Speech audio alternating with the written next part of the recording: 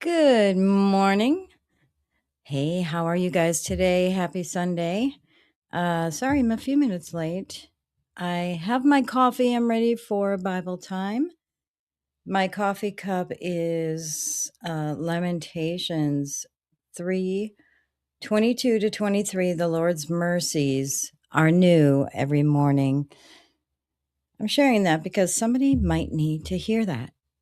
And yeah, whoopsie. I actually pulled it up because I think this is a great verse, even though it's not a part of today's reading. I just felt like somebody needed to hear this. Because of the Lord's great love, we are not consumed, for his compassions never fail. They are new every morning. Great is your faithfulness. Yes. So, I have a little announcement. Just so you guys know, some of you might not know, I do podcast production for another religious podcast, and that podcast is hosted by my friend Carrie, and she has a ministry called Culture Makers, and I produce her videos every week. So she posts every Sunday. Today she's going to be posting a show about redemption, and it's every Sunday at 3 p.m. Well, it's actually 4 p.m. Eastern, but 3 p.m. my time, Central Time. We post it to YouTube and Rumble and on Telegram. So I put a link in the description. You should go check it out. And I really enjoy producing that podcast and putting the video together, getting it all published and everything. So, yeah, check it out. Culture Makers. It's the handle is in some places be a culture maker, but yeah, I wanted to share that because we're publishing the next episode today, and it's a new podcast, and I'm a part of it, even though I'm not on it. I will maybe be a guest on there once in a while, um, but yeah, I'm not a regular on there. With that, today is January 18th, and it is day 18 for us. We're going to go through Genesis 47, chapter 47, verse 28 through Genesis chapter 50. And today we'll start out where Jacob's death draws near. Jacob lived in Egypt 17 years, and the years of his life were 147. When the time drew near for Israel to die, he called for his son Joseph and said to him, "If I have found favor in your eyes, put your hand under my thigh and promise that you will show me kindness and faithfulness. Do not bury me in Egypt, but when I rest with my fathers, carry me out of Egypt and bury me where they are buried." "I will do as you say," he said. "Swear to me," he said. Then Joseph swore to him, and Israel worshipped as he leaned on top of his staff. It's interesting that they swear an oath by putting their hand under the thigh. So we had this previously. All right, we're going to move on where Jacob blesses Manasseh and Ephraim.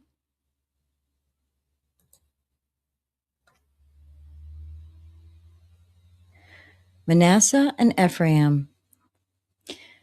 Sometime later, oh, by the way, I wanted to just talk about our first segment. This is approximately 1859 BC. Sometime later, Joseph was told, "Your father is ill." So he took his two sons, Manasseh and Ephraim, along with him. When Jacob was told, "Your son Joseph has come to you," Israel rallied his strength and sat up on the bed. Jacob said to Joseph, "God Almighty appeared to me at Luz in the land of Canaan, and there he blessed me and said to me, 'I am going to make you fruitful and increase your numbers. I will make you a community of peoples, and I will give this land as an everlasting possession to your descendants after you.'" Now then, your 2 sons born to you in Egypt before I came to you here will be reckoned as mine. Ephraim and Manasseh will be mine, just as Reuben and Simeon are mine. Any children born to you after them will be yours. In the territory they inherit, they will be reckoned under the names of their brothers. As I was returning from Padan, to my sorrow, Rachel died in the land of Canaan while we were still on the way, a little distance from Ephrath. So I buried her there beside the road to Ephrath, that is, Bethlehem. When Israel saw the sons of Joseph, he asked, "Who are these?" "They are the sons God has given me here," Joseph said to his father. Then Israel said, "Bring them to me so I may bless them." Now Israel's eyes were failing because of old age, and he could hardly see. So Joseph brought his sons close to him, and his father kissed them and embraced them. Israel said to Joseph, "I never expected to see your face again, and now God has allowed me to see your children too." Then Joseph removed them from Israel's knees and bowed down with his face to the ground. And Joseph took both of them, Ephraim on his right toward Israel's left hand, and Manasseh on his left toward Israel's right hand, and brought them close to him. But Israel reached out his right hand and put it on Ephraim's head. Though he was the younger and crossing his arms, he put his left hand on Manasseh's head, even though Manasseh was the firstborn. Then he blessed Joseph and said, "May the God before whom my fathers Abraham and Isaac walked faithfully, the God who has been my shepherd all my life to this day, the angel who has delivered me from all harm, may he bless these boys. May they be called by my name and the names of my father Abraham and Isaac, and may they increase greatly on the earth." When Joseph saw his father placing his right hand on Ephraim's head, he was displeased. So he took hold of his father's hand to move it from Ephraim's head to Manasseh's head. Joseph said to him, "No, my father, this one is the firstborn. Put your right hand on his head." But his father refused and said, "I know, my son, I know. He too will become a people, and he too will become great. Nevertheless, his younger brother will be greater than he, and his descendants will become a group of nations." He blessed them that day and said, "In your name will Israel pronounce this blessing. May God make you like Ephraim and Manasseh." So he put Ephraim ahead of Manasseh. Then Israel said to Joseph, "I am about to die, but God will be with you and take you back to the land of your fathers. And to you I give one more ridge of land than to your brothers, the ridge I took from the Amorites with my sword and my bow." Our next segment, we're going to talk about Jacob blessing his sons.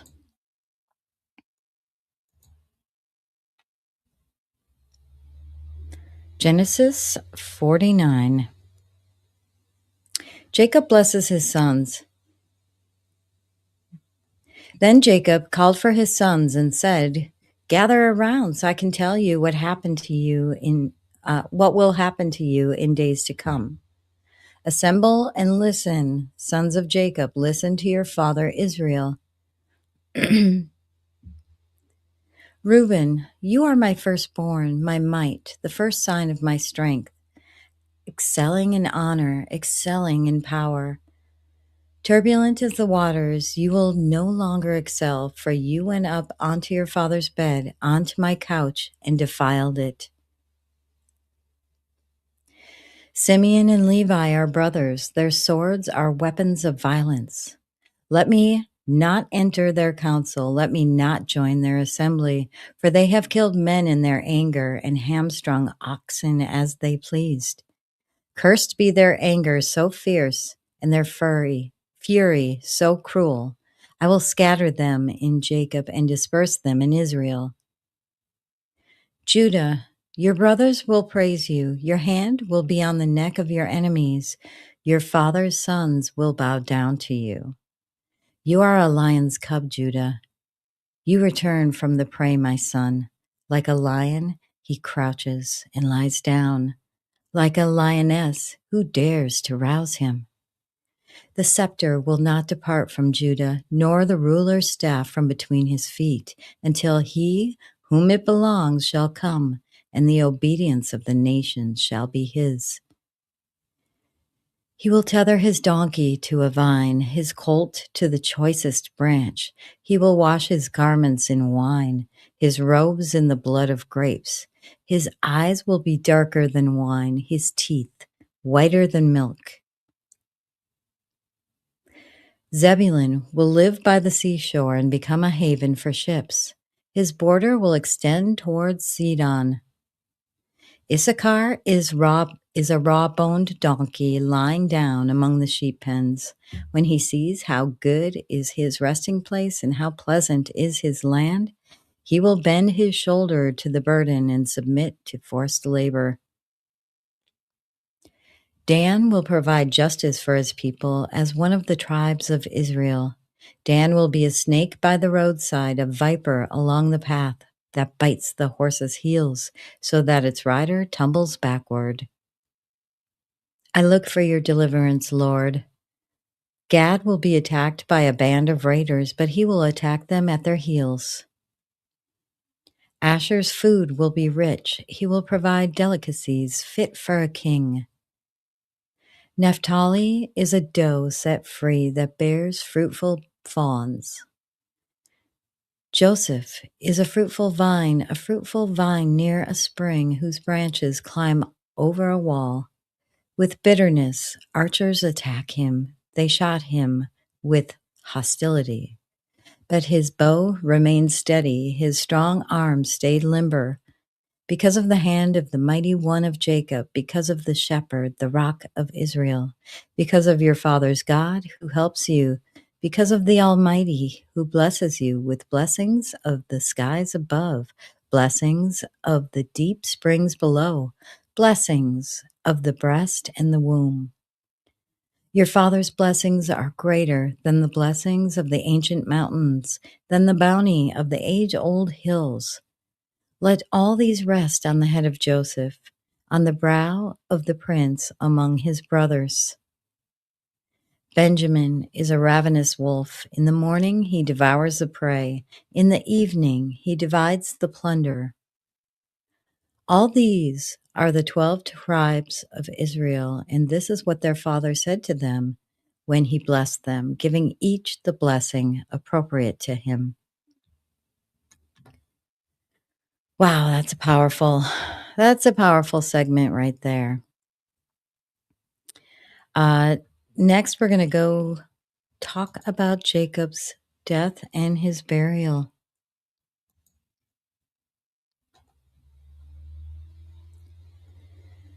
Then he gave them these instructions. I'm about to be gathered to my people.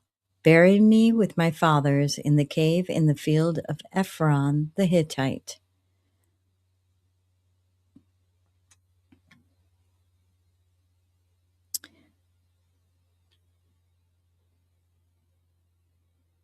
Joseph threw himself on his father and wept over him and kissed him. Then Joseph directed the physicians in his service to embalm his father Israel. So the physicians embalmed him, taking a full 40 days, for that was the time required for embalming, and the Egyptians mourned for him 70 days. When the days of mourning had passed, Joseph said to Pharaoh's court, "If I have found favor in your eyes, speak to Pharaoh for me. Tell him, my father made me swear an oath and said, I am about to die. Bury me in the tomb I dug for myself in the land of Canaan. Now let me go up and bury my father, then I will return." Pharaoh said, "Go up and bury your father as he made you swear to do." So Joseph went up to bury his father. All Pharaoh's officials accompanied him, the dignitaries of his court and all the dignitaries of Egypt, besides all the members of Joseph's household and his brothers and those belonging to his father's household. Only their children and their flocks and herds were left in Goshen. Chariots and horsemen also went up with him. It was a very large company. When they reached the threshing floor of Atad near the Jordan, they lamented loudly and bitterly, and there Joseph observed a 7-day period of mourning for his father. When the Canaanites who lived there saw the mourning at the threshing floor of Atad, they said, "The Egyptians are holding a solemn ceremony of mourning. That is why the place near the Jordan is called Abel Mizraim." So Jacob's sons did as he commanded them. They carried him to the land of Canaan and buried him in the cave in the field of Machpelah near Mamre, which Abraham had bought along with the field as a burial place from Ephraim the Hittite. All right, next we are going to talk about Joseph reassuring his brothers.